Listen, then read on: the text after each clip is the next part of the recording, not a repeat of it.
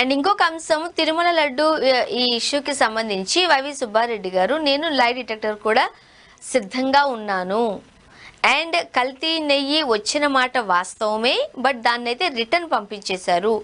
ఇది అంటే ట్యాంకర్ ఏదైతే కల్తీ నెయ్యికి సంబంధించిన సర్టిఫికేట్ ఉందో దానికి సంబంధించి ప్రతి దగ్గర కూడా టెస్టింగ్ ఉంటుంది, అదేది లేకుండా ట్యాంకర్ లోపలికి రావడం అసాధ్యం అంటూ చెప్పారు. మీరేం చెప్తారు సాధ్యాసాధ్యాలు? అండి ఆయన లై డిటెక్టర్ పరీక్షలకు అవసరం నేను సిద్ధము లేదా ఇవన్నీ చెప్తున్నారు కదా, మీరు చాలా స్పష్టమైనటువంటి ఆధారాలకు సంబంధించినటువంటి విషయాలని నేను చెప్తాను.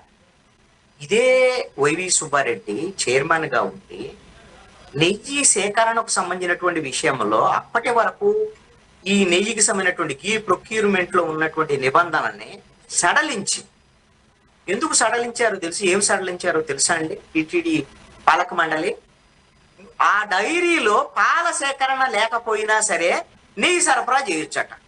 స్వర్ణ గారు మీకు నెయ్యి ఎలా వస్తుందో మరి మీకు తెలుసు అని నేను అనుకుంటున్నాను. ఇప్పుడు కుర్రోళ్ళను కానీ పిల్లల్ని మనం అడిగాం అనుకోండి, పాలు ఎలా వస్తాయని నన్ను అడిగితే పాల ప్యాకెట్ల నుంచి వస్తాయని చెబుతాయి, అంతే కదా. నెయ్యి ఎలా వస్తుందో ఎవరికి తెలియకపోవచ్చు. అందుకనే ఒక నెయ్యి అనేటువంటిది తయారవ్వాలంటే అది ఏంటి సొంతంగా ఒకటే తయారవ్వదు.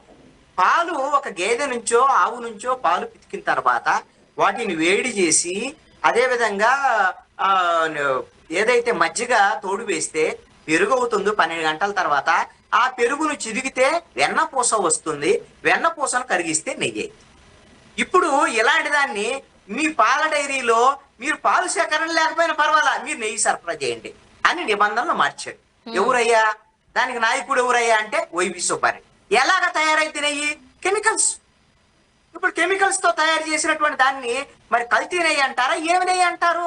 మీరు ఎందుకు ఆ విధమైనటువంటి సవరణలు చేశారు? మీకు ఆ విధంగా ఎందుకు మీరు ఈ విధమైనటువంటి కల్తీ నెయ్యి కెమికల్స్ తో ఉన్నటువంటి నెయ్యిని మీరు తీసుకురావడానికి ప్రయత్నం చేశారు? తప్పు కదా. మరి ఆయన ఏదో నేను లైట్ డిటెక్టర్ దాకా అక్కర్లేదు, దీనికే సమాధానం చెప్తారు. వాళ్ళు అడిగింది ఇదే, అక్కడ జరిగేటువంటి సిట్టు దర్యాప్తులో జరుగుతున్న అడిగినటువంటి అంశాలు ఇవే. అక్కడ వైవి సుబ్బారెడ్డి రెడీ హ్యాండెడ్ గా దొరికిపోయాడు. మీకు రేపో మాపో వైవి సుబ్బారెడ్డిని అరెస్ట్ చేయబోతున్నారు, మీరు దాన్ని రాసి పెట్టుకోండి ఆల్రెడీ. ఎందుకంటే వైవి సుబ్బారెడ్డి పిఏగా ఉన్నటువంటి చిన్నప్పన్న ఆయన అరెస్ట్ చేసినటువంటి నేపథ్యంలో ఆయన చెప్పినటువంటి విషయం ఏంటి?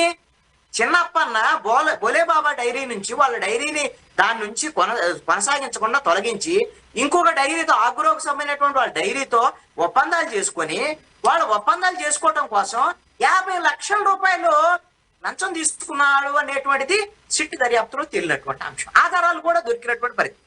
ఒక పిఏగా ఉన్నటువంటి వ్యక్తి 50 లక్షలు తీసుకోవటము, లేకపోతే ఒక డైరీకి సంబంధించినటువంటి టెండర్ రద్దు చేయటమో, ఇంకొక డైరీకి సంబంధించినటువంటి టెండర్లకి కొత్త దానికి యాక్సెప్ట్ చేయటమో, ఇదేమన్నా ఒక పిఏ అని చేస్తాడండి? ఇది మీకు తెలుసా స్వర్ణ గారు? మీరు అంగీకరిస్తారా చెప్పండి? ఇది వైవి సుబ్బారెడ్డికి తెలియకుండా జరిగిద్దా? ఈయన లైట్ డిటెక్టర్ అది అని చెప్తాడు. లైట్ డిటెక్టర్ ఎందుకు? ఆధారాలు ఉంటే ఏ బ్యాంకు నుంచి 50 లక్షలు ఎట్లా ట్రాన్సాక్షన్ జరిగాయి, ఏం జరిగాయి? ఇప్పటికే ఆయా డైరీలకు సంబంధించినటువంటి వాళ్ళందరిని అరెస్ట్ చేశారు. ఇప్పుడు సంబంధించినటువంటి టీటీడీకి సంబంధించినటువంటి ఇప్పుడు అధికారిగా ఉన్నాడు వైవి సుబ్బారెడ్డి టైంలోనూ, కరుణాకర్ రెడ్డి సమయంలో ప్రొక్యూర్మెంట్ కి సంబంధించినటువంటి దానికి సంబంధించినటువంటి అధికారిగా ఉన్నటువంటి అరెస్ట్ చేశారు.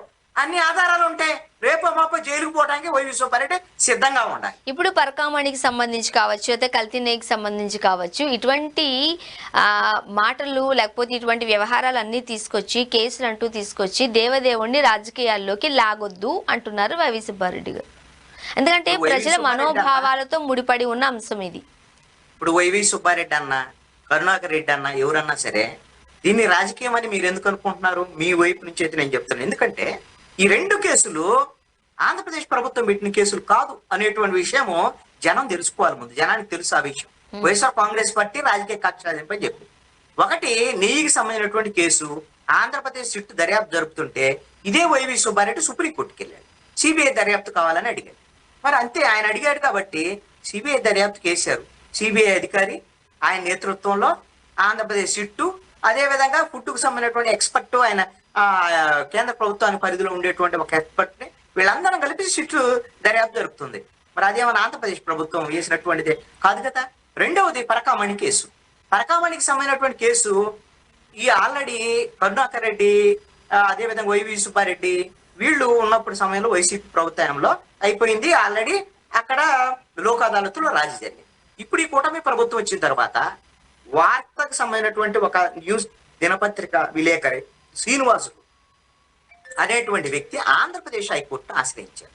ఇదేంటి, ఇది ప్రభుత్వానికి సంబంధించినటువంటి ధనము, పరకామణికి సంబంధించినటువంటి కేసు, కోట్ల రూపాయల ధనానికి సంబంధించినటువంటి వ్యవహారం లోక్ అదాలత్లో ఎలా రాజీ పడతారు అనేటువంటి, ఎలా రాజీ చేస్తారు అని ఆయన హైకోర్టుకి వెళ్తే హైకోర్టు ఏం చేసింది, మీరు ఇమీడియట్ గా ఈ కేసు విచారణ జరపడానికి సిఐడికి ఆదేశాలు జారీ చేసింది. హైకోర్టు ఆదేశాల మేరకు సిఐడి విచారణ జరుపుతుంది. ఇప్పుడు ఆంధ్రప్రదేశ్ కూటమి ఆదేశాలు కాదు, ఇది హైకోర్టు ఆదేశాలు పడి.